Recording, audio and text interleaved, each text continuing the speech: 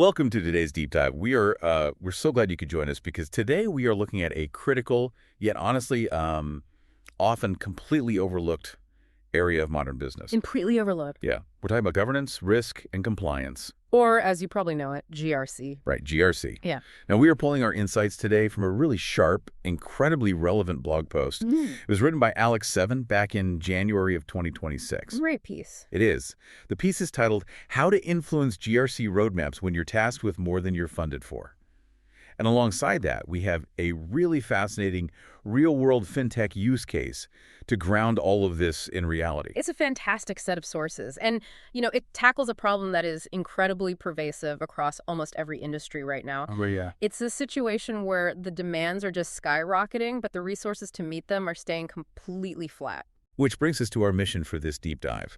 Our goal today is to uncover exactly how you can survive and, well, not just survive, but actively thrive when you are handed what the blog post perfectly describes as a mountain of responsibility and a molehill of resources. That's the perfect way to phrase it. Right. We're going to figure out how you take a massive compliance wish list and turn it into a strategic, business-aligned roadmap.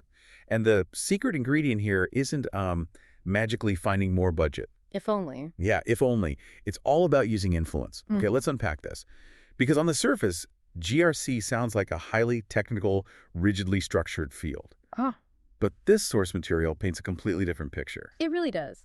Because while GRC certainly involves technical frameworks and strict regulatory requirements, what this material reveals is actually a masterclass in psychology. Psychology and negotiation. Exactly. Strategic influence. It's about human behavior and organizational dynamics just as much as it is about risk assessments or policy governance. To really understand why influence is so necessary, we have to look at the trap so many GRC managers find themselves in today.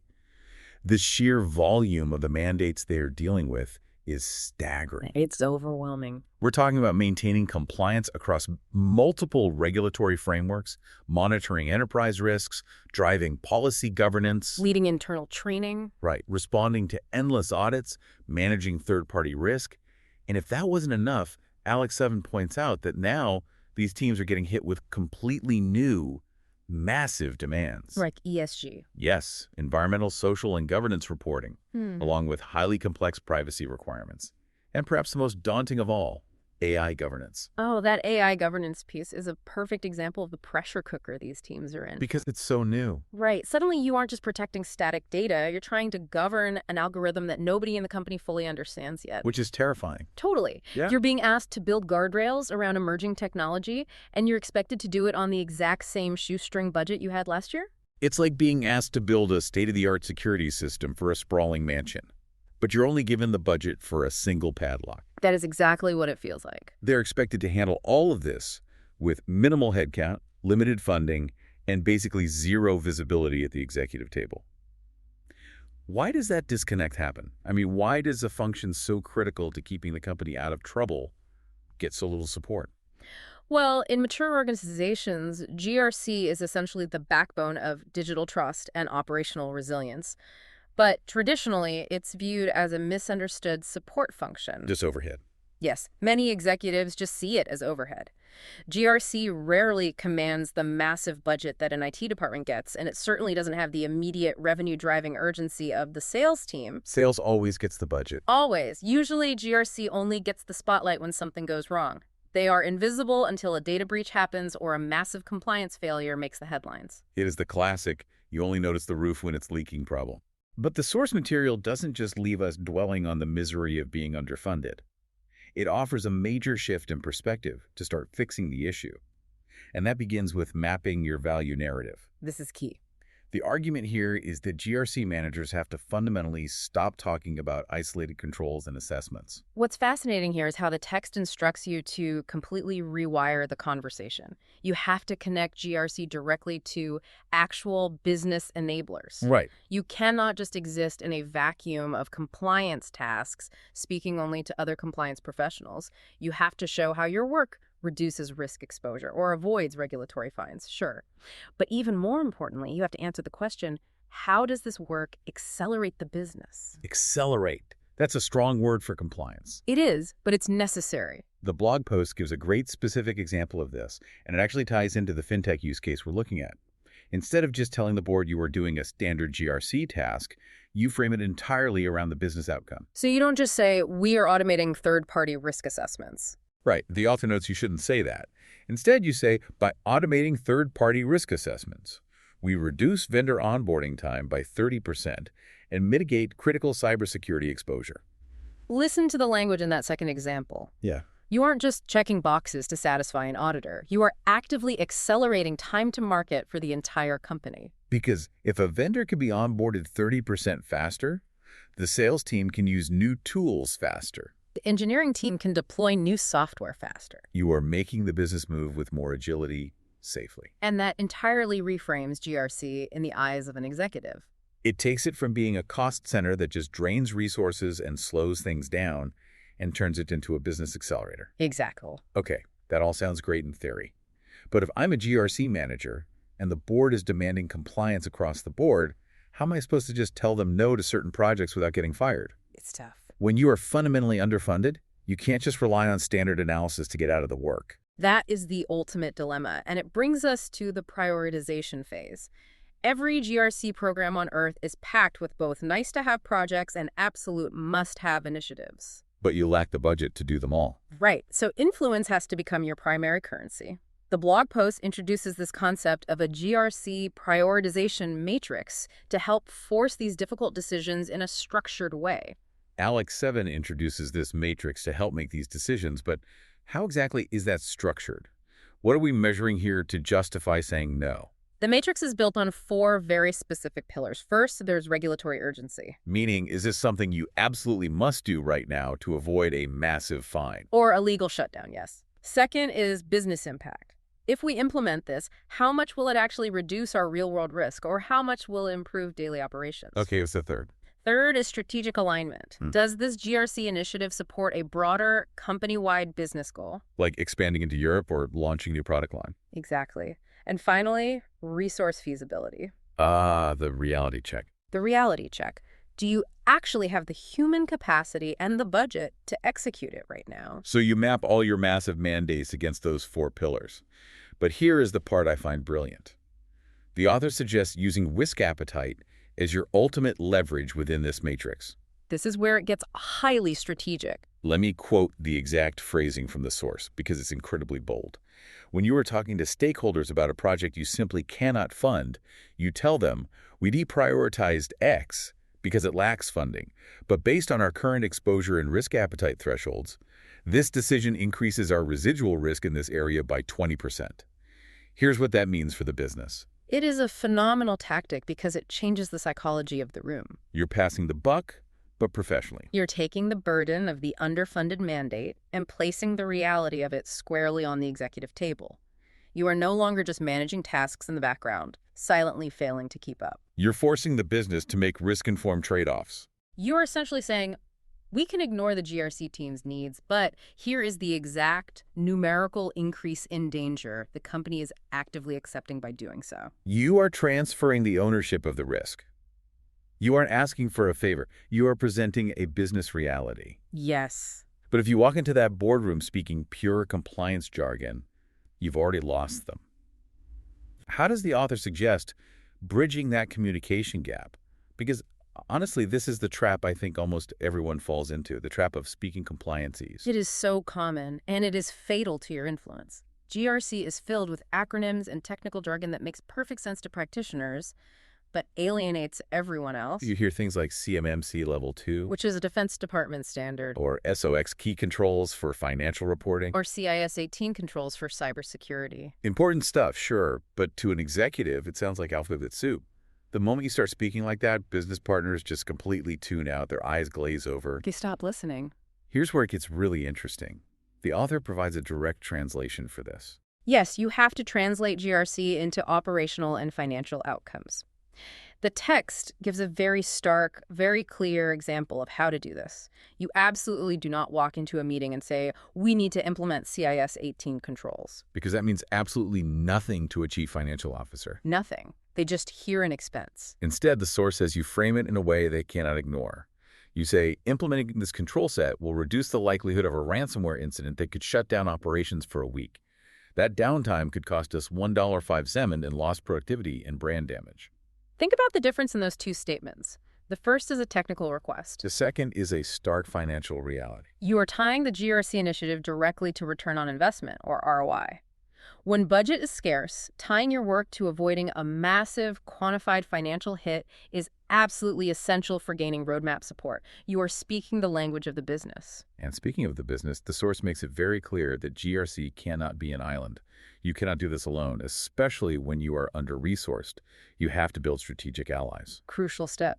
Who exactly do we need in our corner to make this work? You need a diverse set of allies because they provide different types of leverage and, frankly, different pools of funding. The text lays out a specific coalition.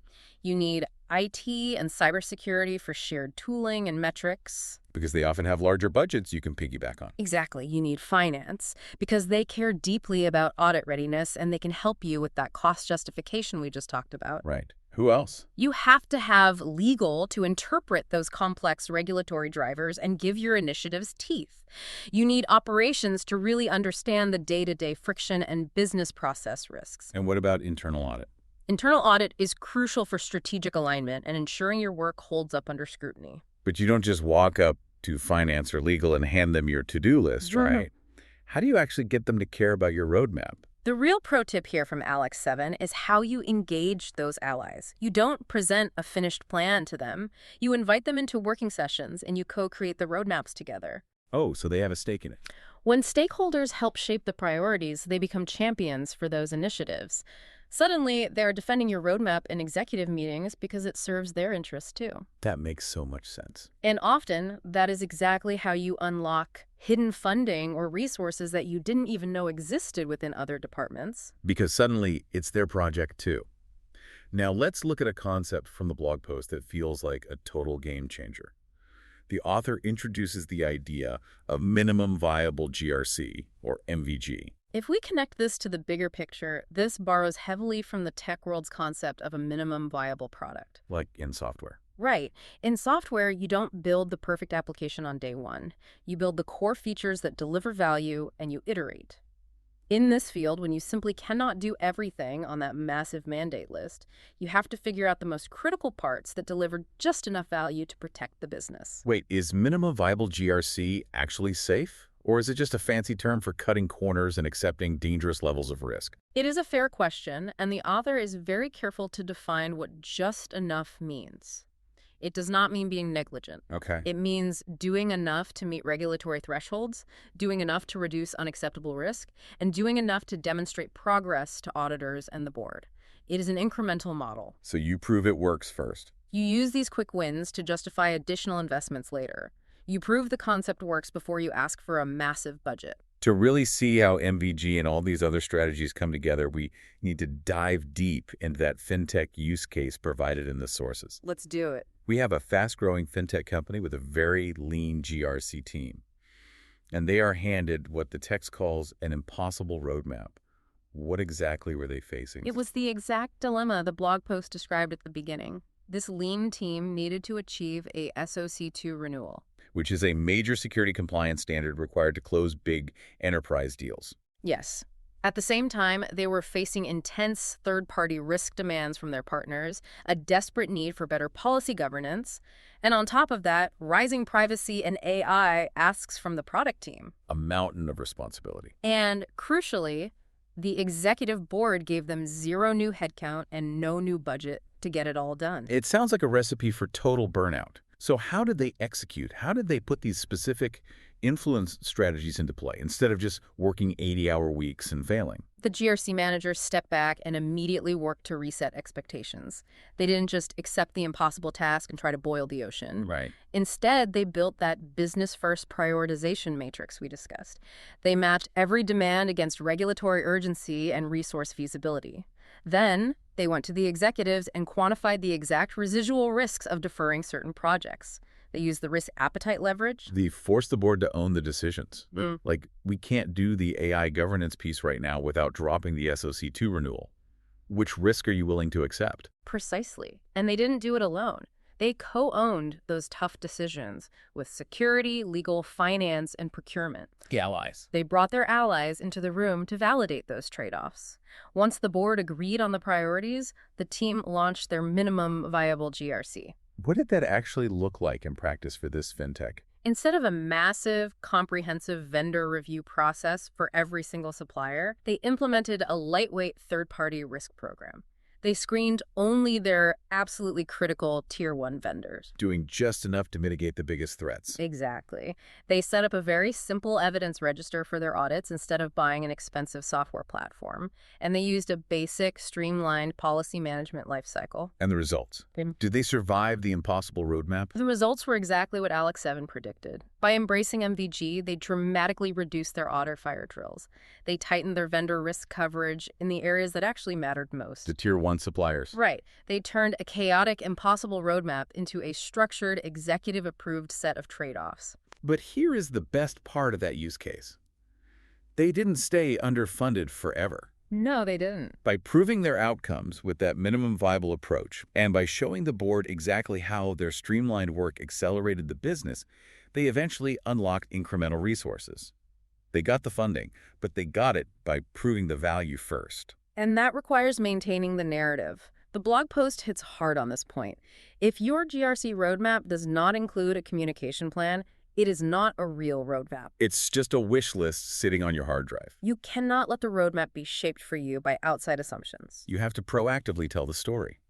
The text suggests using roadmap decks that clearly feature those business impact statements we talked about earlier. Yeah. You need risk dashboards that display business KPIs, not just compliance metrics. And you have to provide quarterly updates to the board that highlight both your progress and any blockers in your way. It is about consistent strategic visibility. You are constantly reinforcing your value narrative. You are reminding the organization what is being done, why it matters financially, and what happens if it is ignored. So what does this all mean? When we look at everything we've unpacked today, from the overhead trap to the prioritization matrix, translating the jargon and embracing minimum viability, what is the core lesson here for the listener?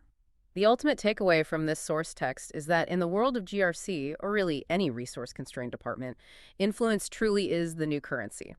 When you cannot buy your way out of a problem with a larger budget, you have to become more than just an operator checking boxes. You have to become a strategic influencer. The deeper realization here is that your most valuable asset isn't actually money. It's trust. And you build that trust by guiding the business through risk with absolute clarity, with the courage to point out the hard trade-offs, and with a shared business purpose. That is so incredibly applicable to you, the listener, no matter what your role is. Whether you are managing a massive enterprise risk portfolio, prepping for a high-stakes executive meeting, or just trying to navigate a seriously resource-starved project in any department, these tactics, mapping your value, quantifying the risk of inaction, speaking the language of the business, and building alliances, they are universal tools for influence. This raises an important question, though, and it is something worth reflecting on long after you finish listening. If this minimum viable GRC model is so incredibly effective at proving value, reducing friction, and eventually securing incremental funding, could it be that the traditional, often bloated approach to compliance is fundamentally broken? That's a great point. Think about your own work right now. What massive, overwhelming, must-do project is sitting on your desk that could be stripped down to a minimum viable version today? What could you scale back to instantly prove its worth and win over your biggest skeptics without needing a massive budget approval first? That is a phenomenal question to leave you with and a real challenge to take back to your own projects. Thank you so much for joining us on this deep dive. We hope you can take these insights on influence, prioritization, and strategic narrative right into your next big challenge. Until next time.